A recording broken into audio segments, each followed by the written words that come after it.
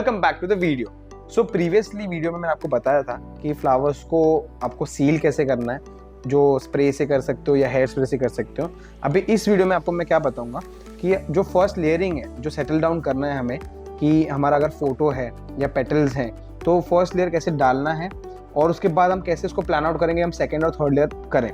तो उसके लिए आपको लगेगा ये वुडन फ्रेम। ये यूजुअली टीक फ्रेम्स आते हैं, टीक वुड का आता है। इसमें पीछे एक्रिलिक लगा होता है। तो एक्रिलिक क्या करता है ना कि आपको, जैसे इसमें अभी ब्राउन कलर लगा हुआ है पीछे, जो उसका कवरिंग है उसको प्रोटेक्टिव लेयर है। तो जैसे आपका काम खत्म हो जाएगा वैसे आपको ये लेयरिंग जो है वो निकाल देना है, तो आपको ट्रांसपेरेंसी देगा। तो आप पूछोगे कि फिर इसको निकाल देना है या इसको एक्रिलिक को साथ में रखना है। अभी जो ये एक्रिलिक है ना, ये फ्रेमिंग के साथ जुड़ा हुआ है तो ये निकलेगा नहीं, बट कुछ कुछ जो फ्रेम्स आते हैं उसमें आप एक्रिलिक निकाल भी सकते हो और सिर्फ रेजिन रख सकते हो, तो वो आप कर सकते हो। फिर उसके बाद हमें जो फ्लावर्स थे हमें वो लगेंगे, ग्लास लगेगा, मिक्सिंग की स्टिक लगेगी, जो वेइंग मशीन है जिससे हम रेजिन और हार्डनर को वे करेंगे वो लगेंगे, ग्लव्स लगेंगे और रेजिन लगेगा। रेजिन में हम यूज़ करें 3:1 रेशियो रेजिन, एंड ये टोटली कास्टिंग के लिए ही बना हुआ है। तो हमारा अगर आज का लेयर छोटा भी है तो भी हम यही यूज़ करेंगे, बिकॉज उसका क्लैरिटी जो है वो काफ़ी क्लियर है, मतलब जो ट्रांसपेरेंसी आपको चाहिए, ताकि अगर आप एक बार जो पीछे का कवरिंग निकालोगे तो उसके बाद आपको दिखना चाहिए कि ट्रांसपेरेंट जो दिखना चाहिए उसके लिए। सो लेयरिंग स्टार्ट करने से पहले जो प्रोटेक्टिव गेयर्स हैं, एक तो आपको ग्लव्स जो है वो हमेशा आपको पहनना है। इससे क्या होगा कि मिक्सिंग के वक्त या मिक्सिंग के बाद अगर आपका हाथ कहीं रेजिन पे लगता है और हो सकता है आपको फील भी ना हो वहाँ पे रेजिन है, तो ये ग्लव्स आपको प्रोटेक्ट करेंगे। और इसमें आपको कोई भी हैवी या किचन ग्लव्स लेने की ज़रूरत नहीं है। आपको जो लेटेक्स के ग्लव्स आते हैं आपको वही ग्लव्स लेने हैं।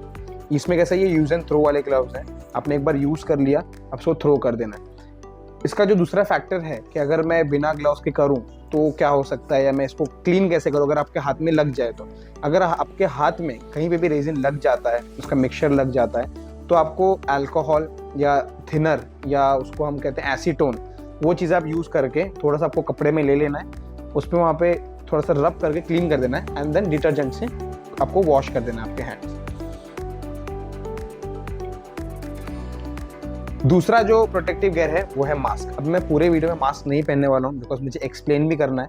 बिकॉज एक बार अगर मैंने ये मास्क पहन लिया तो मैं आपको कुछ बोलने के लायक नहीं बचूंगा और मैं आपको कुछ बोल नहीं पाऊंगा। तो ये वीडियो का आपको जो फ़र्क आ रहा है वो आपको फ़र्क समझ में आएगा। बट मास्क आपको बहुत इंपॉर्टेंट है। आप कार्ट्रिज वाला मास्क लो, 3M का मास्क आता है, उसमें कार्ट्रिजेस आप एवरी 6 मंथ्स चेंज करना पड़ता है आपको, ताकि आपका जो भी डस्ट कलेक्शन है या गैसेस कलेक्शन है वो कलेक्ट होने के बाद वो नॉन यूजेबल हो जाता है। तो आपको सिर्फ कार्ट्रिज फेंक देना है, दूसरा कार्ट्रिज ऑर्डर करके आपको वो फिट कर देना है। तो mask and gloves are very important. अगर आपको अपने कपड़े बचाने हैं तो apron is also very important. But अगर आपको लगता है कि you can work and not ruin your clothes, तो आप नॉर्मली विदाउट एप्रन भी काम कर सकते हो।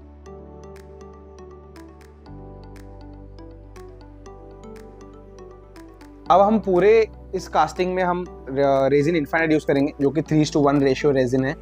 इसका जो विस्कोसिटी है वो काफ़ी लो है। लो विस्कोसिटी मतलब क्या होता है कि इसका जो थिकनेस है, जैसे हम कहते हैं एक पानी का एक थिकनेस होता है, एक हनी का थिकनेस होता है, तो इसी तरह इसका विस्कोसिटी काफ़ी लो है। तो ये वाटर लाइक कंसिस्टेंसी है इसका। तो इससे आपको बेनिफिट क्या होता है कि आप जब भी कास्टिंग कर रहे हो तो इसमें बबल आने के चांसेस काफ़ी ना के बराबर है। यानी आपने मिक्स कर दिया, पोर कर दिया, तो आपको जो क्लैरिटी और ट्रांसपेरेंसी चाहिए वो कर सकते हो आप। सेकेंड है कि ये जो रेजिन हमने बनाया ये कास्टिंग के लिए बनाया है। यानी आप कोई भी, आपको समझो वरमाला प्रिजर्वेशन है, आपका फ्लावर कास्टिंग है, किसी अन्य चीज़ को अगर आप प्रिजर्व कर रहे हो तो वो चीज़ को आप इसमें डाल सकते हो, इससे कास्टिंग कर सकते हो।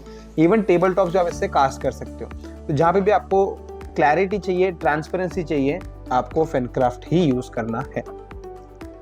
तो फेनक्राफ्ट रेजिन, इसको ऑलरेडी हम लोग ने जो VOCs जो निकलते हैं, इसको जो हार्मफुल गैसेस हैं वो काफ़ी कम कर दिए हैं हमने। और इसके कारण इसमें कैसा होता है कि अगर आप विदाउट मास्क भी कभी कभार ऑपरेट कर लेते हो तो वो चीज़ आपको इसमें मतलब केयरफुल लेने का, ये आपको मास्क पहनने का ज़रूरत नहीं है। आप अगर एक दो छोटा मोटा काम कर रहे हो तो आप बिना मास्क के भी काम कर सकते हो। बट अगर आप काफ़ी वॉल्यूम में कर रहे हो और अंडर कॉन्स्टेंट इसके आजू बाजू ही हो तो आपको मास्क पहनना बहुत ज़रूरी है। फिर इसका जो नॉन येलोइंग टाइम है, नॉन येलोइंग टाइम यानी क्या होता है कि ये चीज़ कितने टाइम तक नॉन येलोइंग है, यानी कितने टाइम तक। तो लोग कैसे मार्केट में बहुत बोलेंगे आपको कि हमारा फॉरएवर के लिए नॉन येलोइंग है, ऐसा कोई ब्रांड आज तक है ही नहीं जो फॉरएवर बोलेगा कि नॉन यूलिंग है। हमारा जो नॉन यूलिंग टाइम है वो 2 to 2.5 ईयर्स है, तो उसके बाद ये हल्का सा टिंज में पीला पड़ेगा। बट अगर आप किसी चीप रेजिन में जाते हो तो वो 2 से 3 महीने पड़ेगा, तो उसका गारंटी मेरा नहीं है। और उसका अगर आप डीएम डाल के बोलोगे सर मेरा क्यों पीला पड़ गया, तो वो भी चीज़ मेरे पास अवेलेबल, मैं उसका सोल्यूशन आपको दे नहीं सकता, बिकॉज अपने क्वालिटी ही जब चीप यूज़ की है तो आप फिर उसी के मैन्युफैक्चर को पकड़ो और उनको ही पूछो।